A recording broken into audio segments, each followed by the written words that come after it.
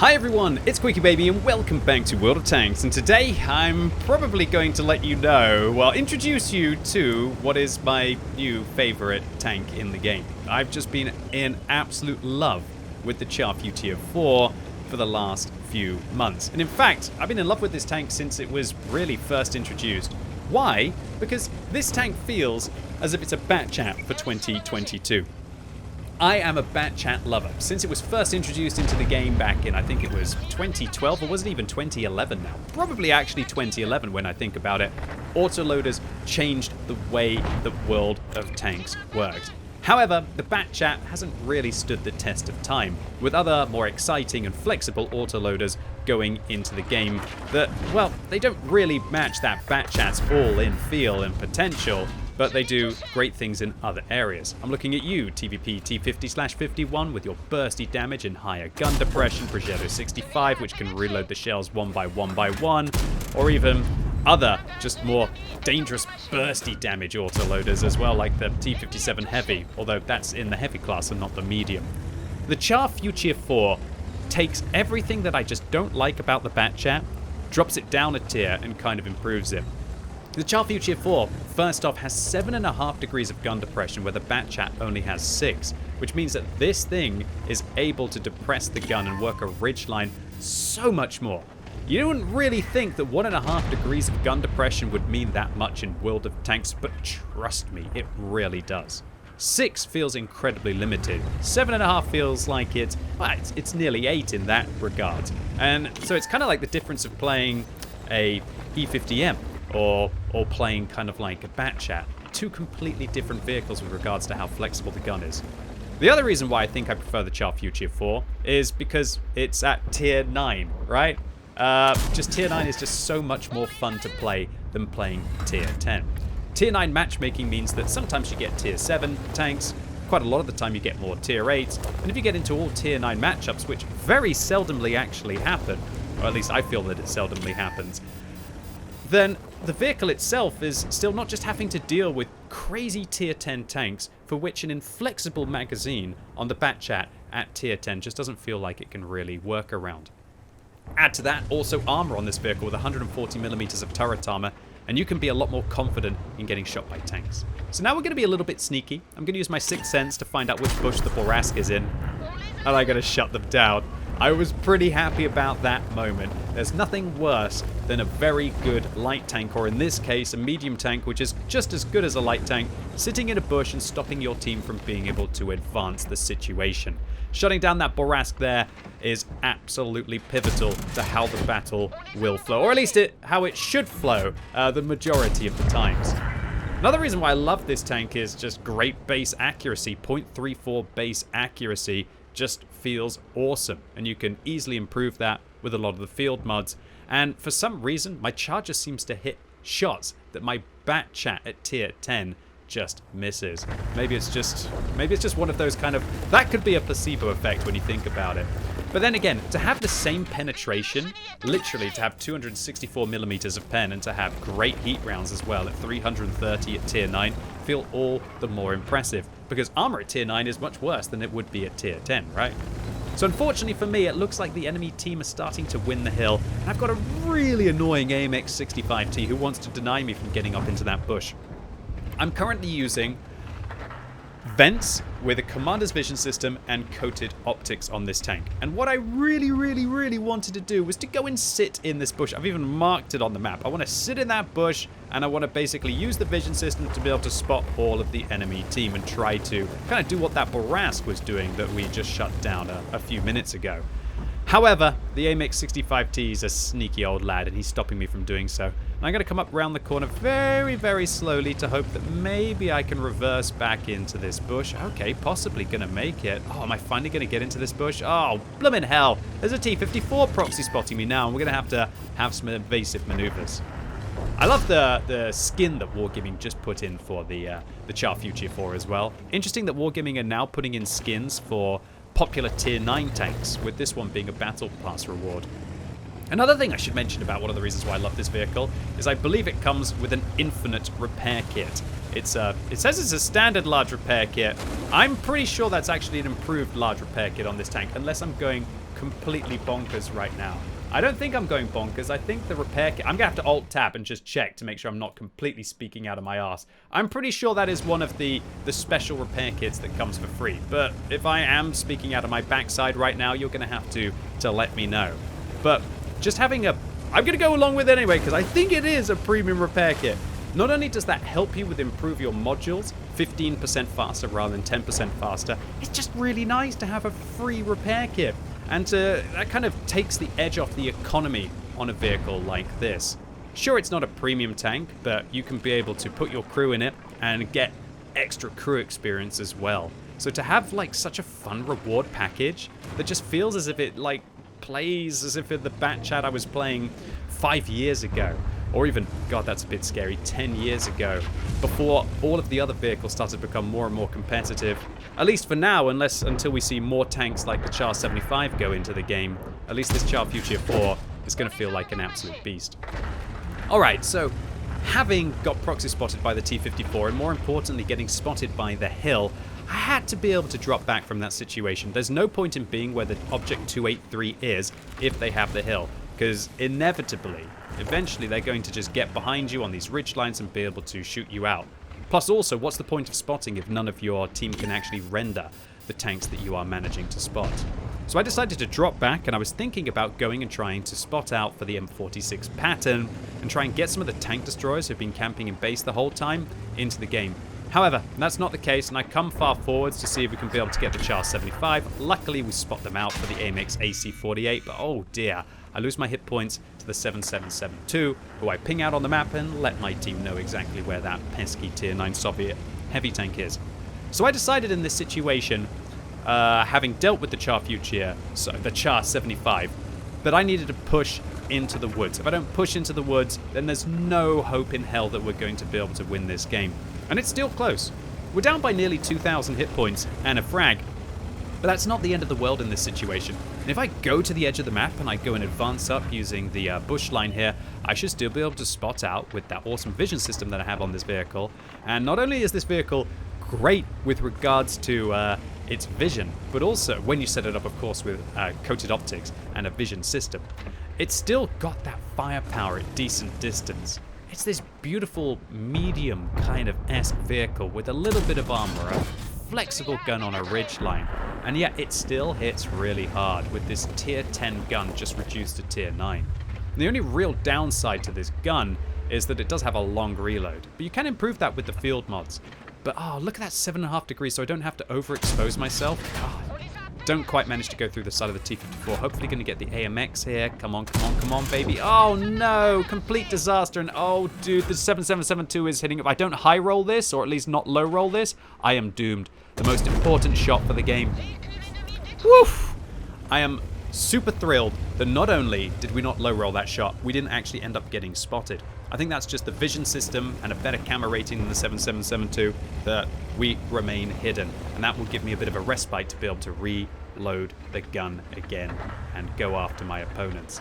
But the only real downside to this gun, apart from that long reload, is the fact that it does have a 4-second intra-clip reload. So if you were expecting the Char Futur 4 to feel like a true autoloader with regards to bursting out its rounds, that's not going to work.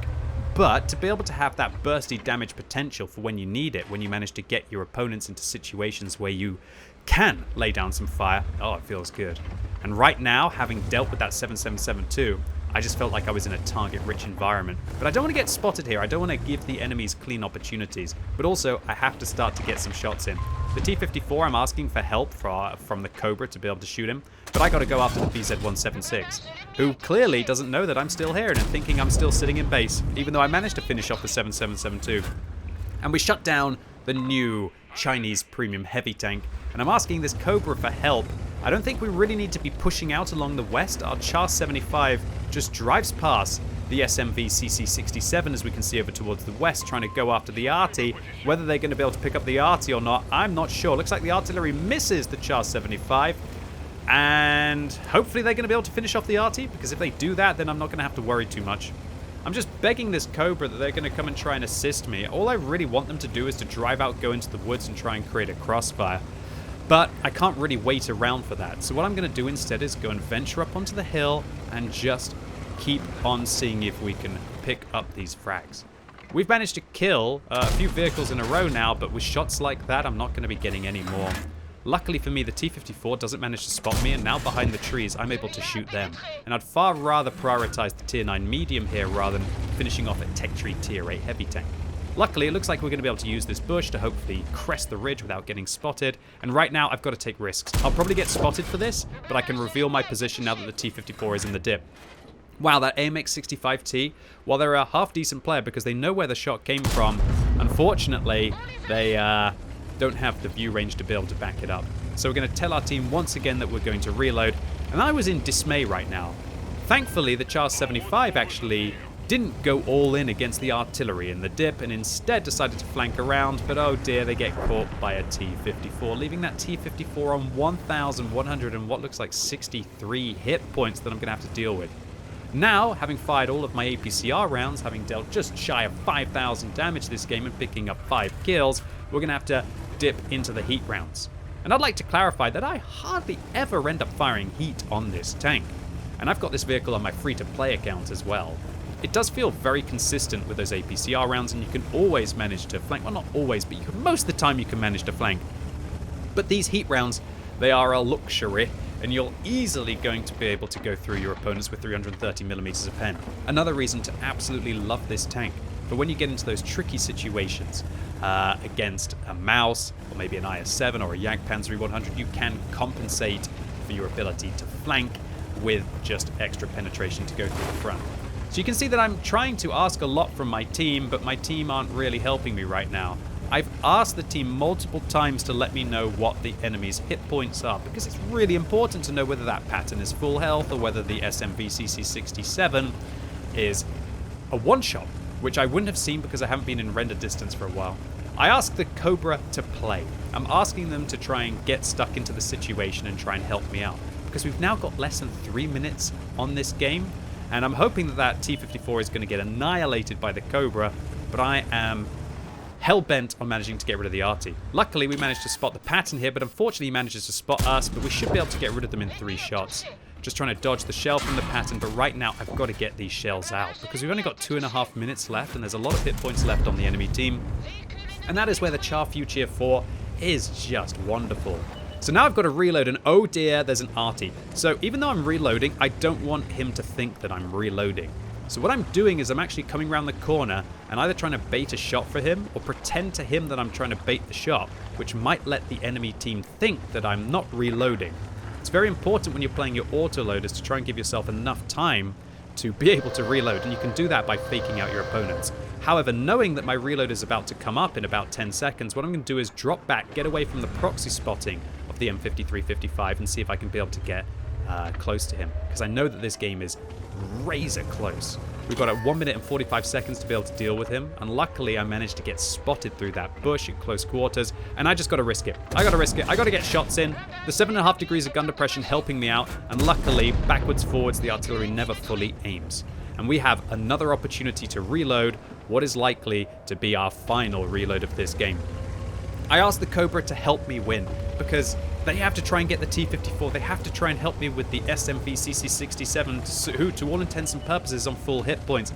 Luckily, it looks like the Cobra has actually managed to reduce the T-54's hit points by down to 300 or 292 from over 1,000 when we saw him earlier. So I realized, wow, I might actually be able to handle this. But unfortunately, the Cobra gets shut down by the T-54, and now the Siren's getting more serious. Luckily, the CC67 is actually down to 1,050. So as long as I hit 3 shells on him, I should still have the other shot for the T-54. We put 1 round in through the bushes, reversing behind enough of them so that they become opaque so we don't get spotted. However, I want to go forwards to make sure the shot counts, and we confirm it into the lower plate of the CC67. But ladies and gentlemen, even though we're on 8 kills and dealt 7,000 damage in this game, we have 30 seconds left to try and win this one. And it's one shot in a dream. I'm going to risk it for the glory here. We see the T-54 reveal their position behind the bush, but I'm not going to fire at decent distances. I want to close the distance, and luckily, 292 means that I'm guaranteed, as long as I can pen this shot, to be able to shut them down. We tank 1 shot from the T-54, take our time, and boom. That felt like a good moment. And with pretty much 10 seconds left, on this game, on Malinovka. I have one of my favorite games of the year in one of my favorite tanks, if not my favorite tank in the game right now. Every time I play the Char Futur 4, it just seems to work out for me. And I don't know why, but I seem to have just so much fun in this tank. Maybe it's the therapeutic mag, you know? You go in, you burst it out, and then you get to have a little bit of a relax for 30 seconds. Alt-tab, speak to the stream, and then hopefully 30 seconds later, I've managed to get a mag back in to go after my opponents. I love this tank. I've always loved the bat chat. However, I haven't loved the bat chat as much for the last few years. And here is the Char Futur 4 with all of kind of like that bat chat playstyle down a tier with a much more flexible vehicle that even can play a little bit more aggressively against certain low tier tanks with its armor. I love this tank. Now, I'm sure a lot of you now are probably going to think, oh, I should spend all my battle pass points on this vehicle because QB loves it so much. Let me clarify that I don't think this is, as I drop below the world, I don't think this is one of the easiest vehicles to play. I'm not saying it's super hard and you have to be a really good player to enjoy this tank. I'm sure everyone can have some fun in the Char Futur 4. However, there are easier and possibly more rewarding battle pass tanks for players who don't have good crews and don't have all of the light tank and medium tank and autoloader skill sets that you will have to combine to be able to make the Char Futur 4 work. However, for any of you out there who, you know, you can play a light tank occasionally, you know how to play an autoloader, you can also have that kind of medium tank all-in gameplay as well, I thoroughly recommend this vehicle, and it would be my first recommendation for the above average player from the Battle Pass. So an ace tanker here for the Char Futur 4 for 1,736 base. We dealt just shy of 8,000 damage in this game, hitting 26 of our 28 shots, of which 24 penetrated. And it's kind of sad when you take a vision system and coated optics and you end up getting 83 spotting. And that's what's beautiful about this tank. Sometimes your allies are just really not going to be worth spotting for. And the Char Futur 4, it has that wonderful gun to be able to be the damage when it needs to be.